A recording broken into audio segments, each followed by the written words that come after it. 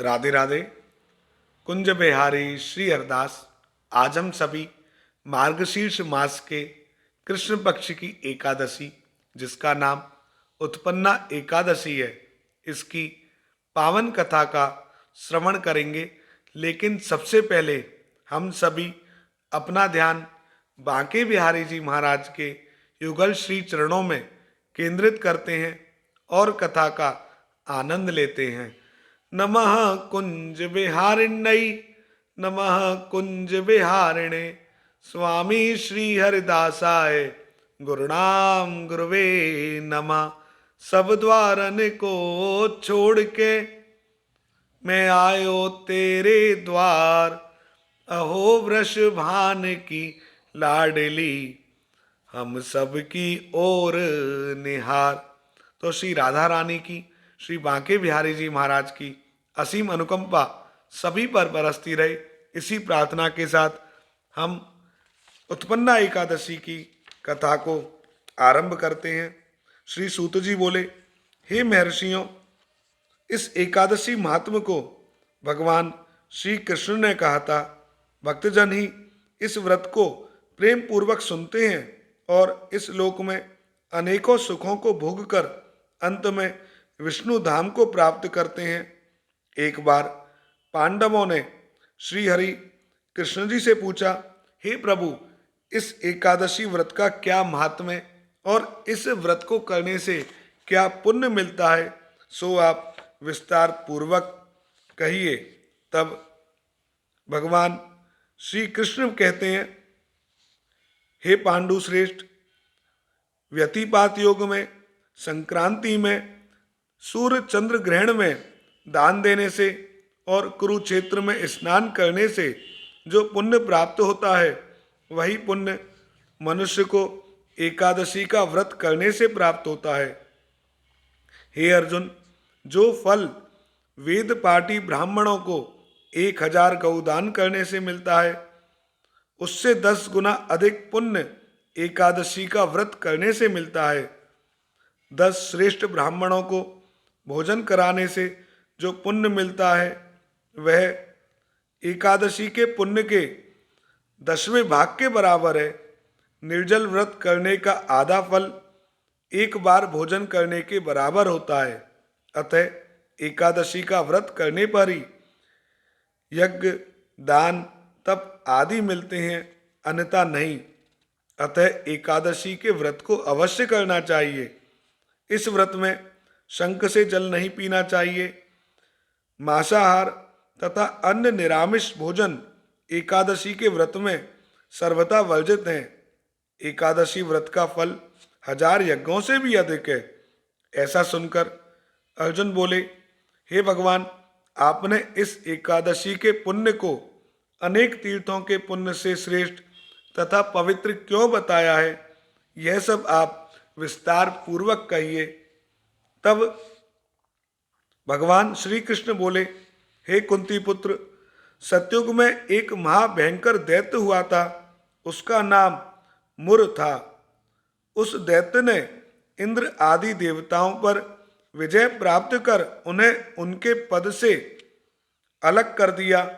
तब देवेंद्र ने शंकर भगवान से प्रार्थना करी, हे कैलाशपति, हम सब देवता मुर दैत्य के अत्याचारों से दुखी होकर मृत्युलोक में अपना जीवन व्यतीत कर रहे हैं। राक्षसों के भय से हम बहुत दुख और कष्ट भोग रहे हैं। मैं स्वयं बहुत दुखी और भयभीत हूँ। अन्य देवताओं की तो बात ही क्या है। अतः हे देवाधिदेव, आप कृपा कर इस महान दुख से छूटने का उपाय बतलाइए। तब शंकर जी ने कहा, हे देवेंद्र, आप विष्णु भगवान के पास जाइए। मधु कैटभ का संहार करने वाले श्री हरि देवताओं को अवश्य ही भय से मुक्त करेंगे। इंद्र तथा अन्य देवता शंकर जी के आदेश अनुसार क्षीर सागर गए।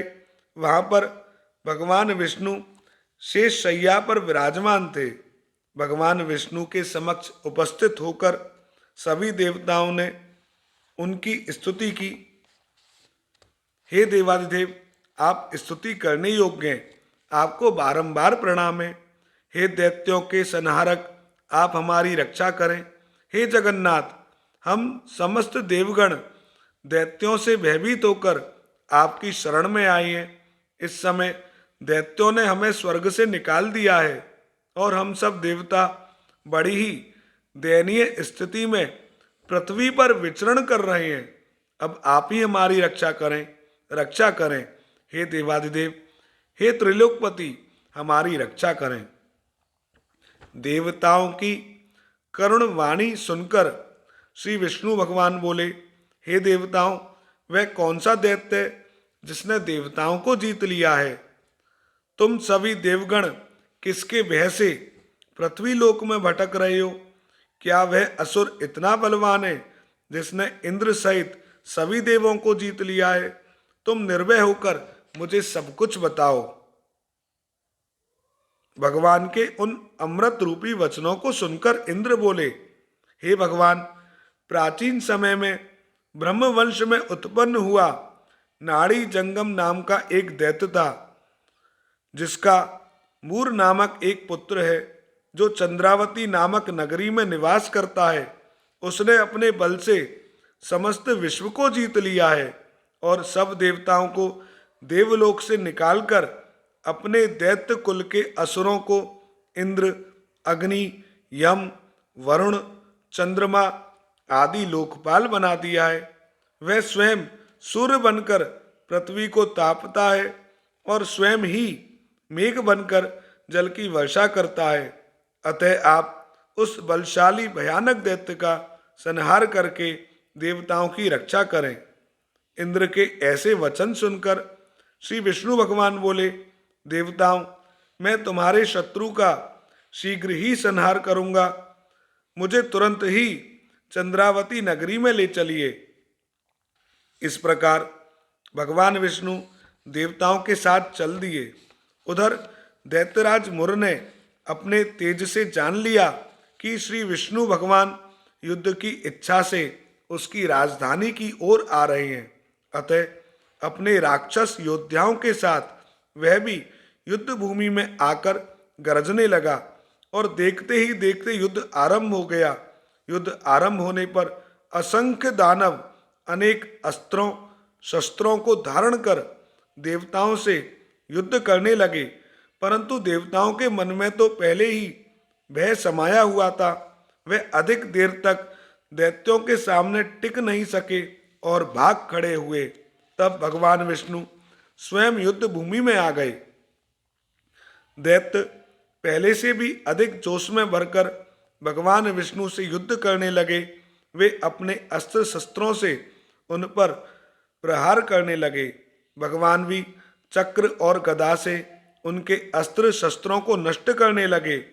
इस युद्ध में अनेक दानव सदैव के लिए मृत्यु की गोद में सो गए, परंतु दैत्यों का राजा मुर भगवान के साथ निश्चल भाव से युद्ध करता रहा।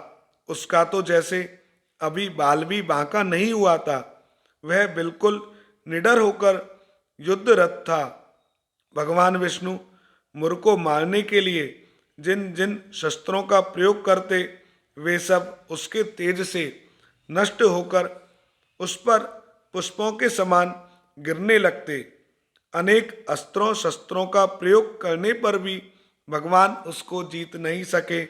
तब आपस में मल्ल युद्ध करने लगे।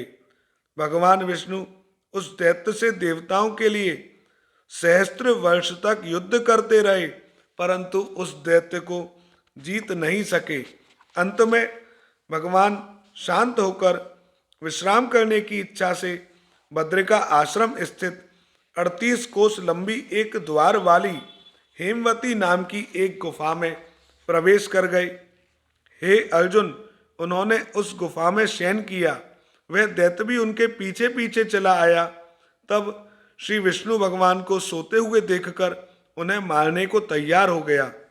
उसका ख्याल था कि मैं आज अपने चिर शत्रु को मारकर हमेशा हमेशा के लिए निष्कंटक हो जाऊंगा, किंतु उसकी वह इच्छा पूर्ण ना हो सकी, क्योंकि उसी समय भगवान विष्णु की देह से दिव्य वस्त्र धारण किए एक अत्यंत सुंदर कन्या उत्पन्न हुई और दैत्य को ललकार कर उससे युद्ध करने लगी।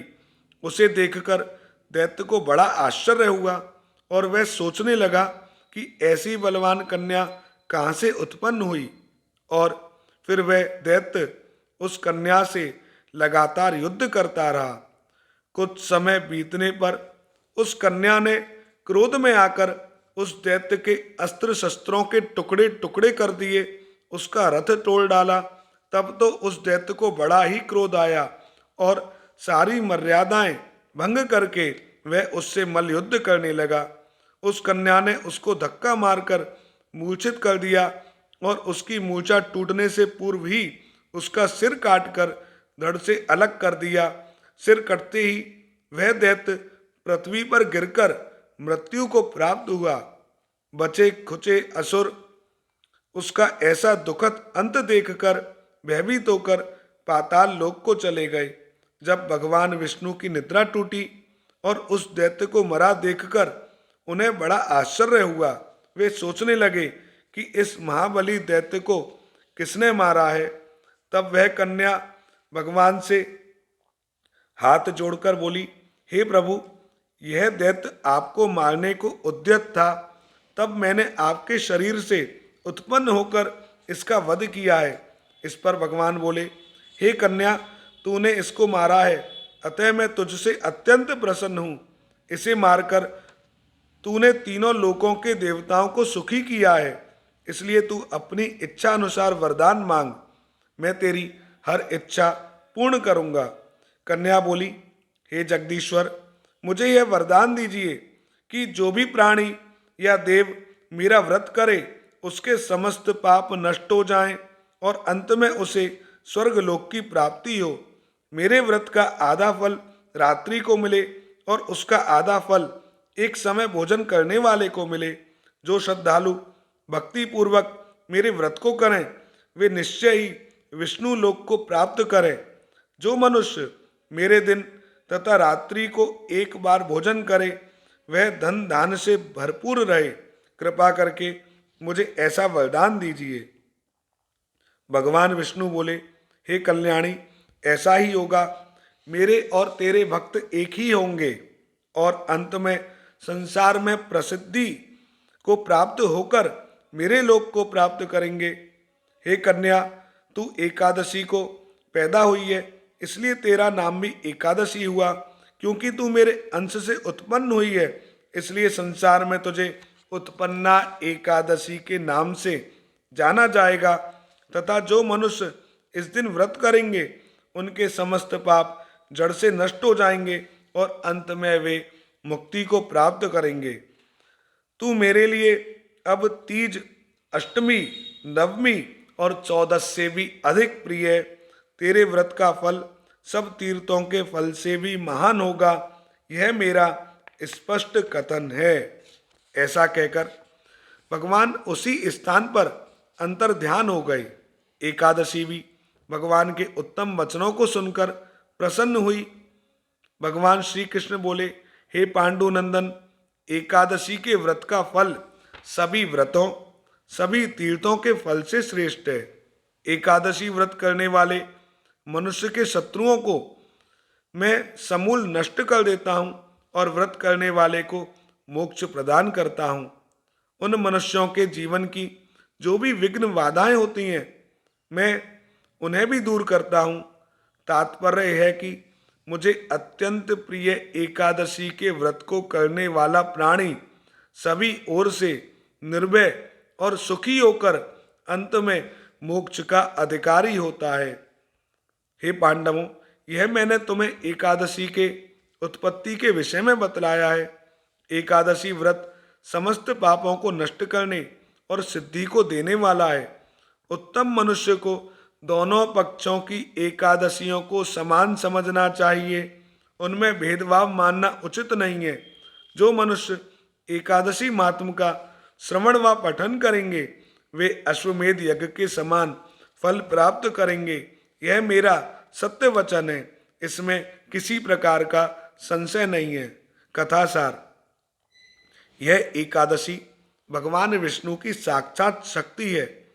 जिस शक्ति ने उस राक्षस का वध किया, जिसे भगवान भी जीत पाने में असमर्थ थे, उस शक्ति के आगे मनुष्य के पाप रूपी राक्षस भला कैसे ठहर सकते हैं। जिस शक्ति ने देवताओं को सुख दिया, वे प्राणी मात्र को क्या नहीं दे सकती। सुख, समृद्धि, शांति और मोक्ष सभी कुछ सहज प्राप्त हो जाते हैं।